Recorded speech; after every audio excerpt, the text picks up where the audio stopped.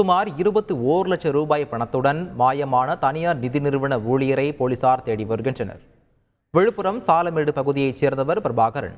தனியார் நிதி நிறுவனத்தில் பணிபுரிந்து வந்த இவர் சந்தாதாரர்களிடம் இருந்து 21 லட்சம் ரூபாய் பணத்தை வசூல் செய்து மாயமானதாக கூறப்படுகிறது.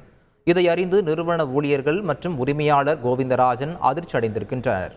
தொடர்ந்து பிரபாகரனை அவரது நண்பர்களும் உறவினர்களும் தேடி வந்த நிலையில் பிரபாகரனின் செல்போன் சுவிட்ச் ஆஃப் செய்யப்பட்டதாக கூறிய அவரது மனைவி தனது கணவரை கண்டுபிடித்து தருமாறு போலீசில் புகார் அளித்திருக்கிறார். விசாரணையை கையில் எடுத்திருக்கும் போலீசார் பிரபாகரன் பணத்துடன் வருவதை அறிந்து கடத்தப்பட்டாரா என்ற கோணத்தில் தீவிர விசாரணை நடத்தி வருகின்றனர். கடந்த 15 வருஷமாக பிகேஎஸில் பிரைவேட் கம்பெனியில் வேலை செய்கிறாங்க. வேலை செய்யும்போது நேற்று சீட்டு ஏலத்தொகை 21 லட்ச ரூபாய் எடுத்துகிட்டு கேகேரூர்லேருந்து இந்த காணை மாம்பழப்பட்டு வழியாக வரும்போது அவர் காணல. நாங்கள் நைட்டு ஃபோன் அடிச்சு அவருக்கு ஃபோன் பண்ணும்போது அவர் நம்பர் சுவிட்ச் ஆஃப்னு வந்துருச்சு. அதனால் அவர் பயந்துட்டு நாங்கள் எங்கே பண்ணணும்னு தெரியல. எல்லா இடத்தையும் சுற்றி தேடி பார்த்தோம். பஸ் ஸ்டாண்டு, ரயில்வே ஸ்டேஷன் எல்லா இடத்தையும் தேடி பார்த்தோம். அவர் கிடைக்கல.